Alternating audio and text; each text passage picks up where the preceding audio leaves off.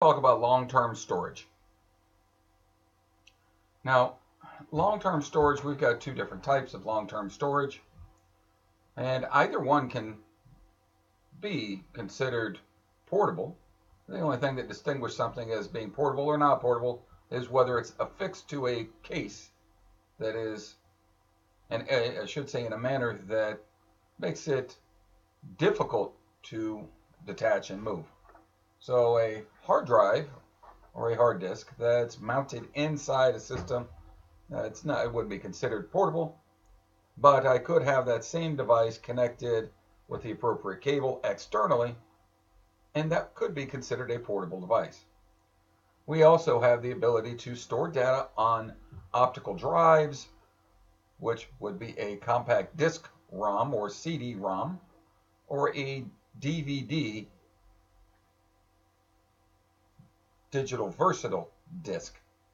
Now, we can have a DVD that can be 4.7 gig, and we can also have a dual layer that is 8.5 gig. Now we've got Blu-ray discs that can hold up to 25 gigabytes on a single layer Blu-ray. A dual layer Blu-ray disc can hold up to 50 gigabytes of information. Now with the size of the recent applications such as Windows Server 2016, these are substantial in size, and a standard single layer DVD at 4.7 gigabytes is not sufficient when it comes to the amount of space required. So many times we'll see people switching over to a thumb drive or a USB device. Now, when it comes to hard drives, we've got traditionally two types of hard drives. The standard hard drive that we've been using for quite some time is called an HDD, and this hard drive has movable parts in it. It actually has platters or discs that look like a metal version of an optical disc or a CD-DVD. They're mounted on a spindle and they will spin up. They could spin up 7,200 RPMs. They've got speeds that it's how fast you can fetch or access that data. Now we've got to keep in mind the biggest threat to our computers is heat, and with speed comes friction. With friction comes heat. Now, in recent years, we've come out with what's called a solid state drive, and an SSD is effectively flash memory in a component that connects to your long-term storage. So it's the equivalent of an SD card that you would put in your mobile phone to store data. It's just on a grander scale. Okay.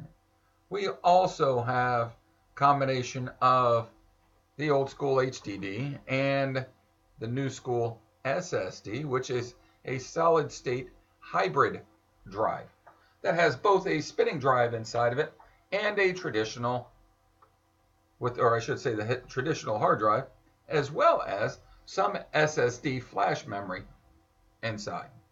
So both in one, a twofer.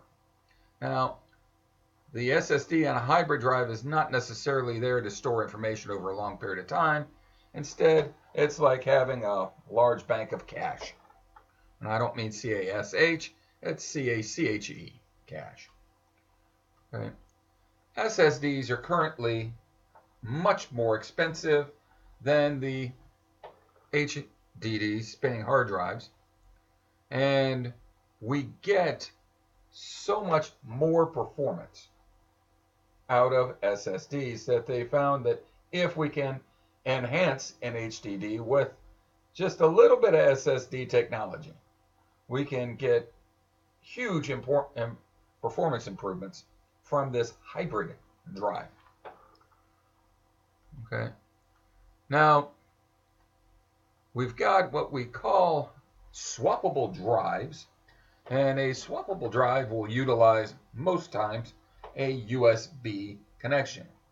And this will allow us to disconnect that drive from the system and connect it to another system on the fly or on the go. And when we install or connect that drive to that USB connection, the system will automatically recognize that a drive has been connected, ensure all drivers are included, and then allow us to utilize or access that drive in storage. We can also use FireWire instead of USB to connect. Now keep in mind, and we'll talk about another time, there are different versions of USB, and each one has its own speed. Okay. Now, excuse me.